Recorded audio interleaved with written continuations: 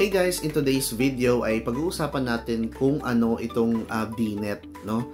So, they are more on storage and privacy. So, yan ang kanilang project. And, explain ko lang dito sa video na to base sa kung paano ko siya naiintindihan para maintindihan nyo din kung ano itong ginagawa natin. So, currently, nasa stage 18 ako and pinakita ko naman sa inyo guys kung paano ginagawa, no, ang pagmimina dito.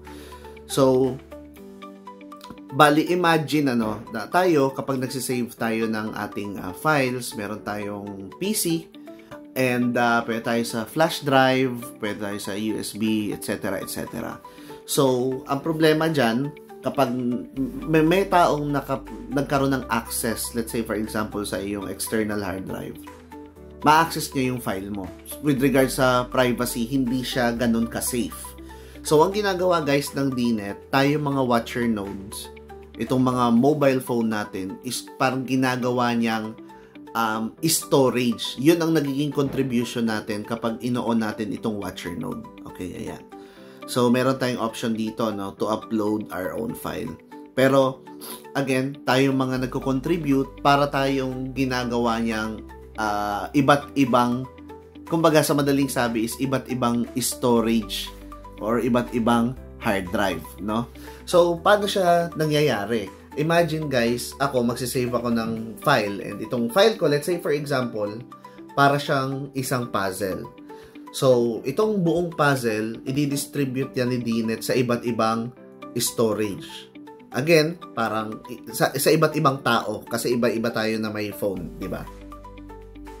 So, with regards sa privacy guys, safer siya kasi kahit nasa system nila or nasa storage na yung isa mong pyesa, hindi nila alam kung ano yun or kung ano yung itsura ng buong puzzle.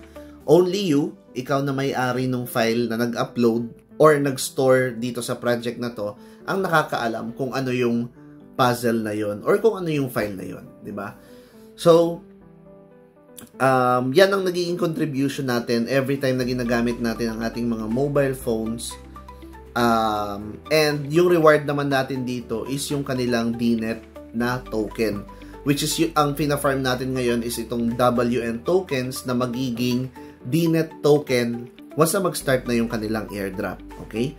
So, if you guys are interested to participate and gamitin ang inyong phone dito sa project and to earn these tokens then dito sa ating TikTok account sa aking bio, i-click nyo itong links.portfolview.com. Dito sa link na to guys, nilagay ko lahat ng mga links kasi dito sa TikTok isa lang yung pwede mong ilagay eh.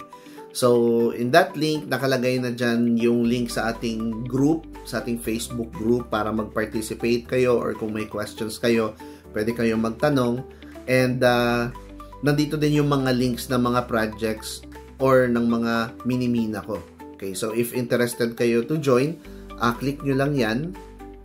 And then click mo lang itong open. So mini website lang siya. So maliit na website. And then dito sa taas, ito yung pinaka group natin. And itong pinakaunang image, kapag click nyo yan, yan yung DNet. Okay, so if magjo-join kayo, click nyo lang. And then, automatically, dadalhin kayo sa Google Play Store para i-download yung kanilang app. Okay? So, if interested din kayo, madami tayong projects dito. So, itong NodePay, guys, i-click nyo lang din yan if interested kayong sumali kasi running na yung kanilang bagong season para makapag-accumulate kayo ng points. Okay? So, meron din tayong ditong tutorial if you are using a mobile phone and gusto mong mag-farm nung may mga gumagamit ng extension. Watch mo lang to, gumawa na ako ng video niyan nasa ating YouTube channel. And nandito din lahat guys. Nandyan lahat ng mga kailangan nyo. And syempre mas detailed guys dun sa ating group. Kasi pwede tayong mag-usap-usap doon. Pwede kayong mag-comment, pwede ako mag-respond, and etc. etc. So, that's it for this video lang guys. If may tanong kayo, feel free to ask, no? Thanks for watching.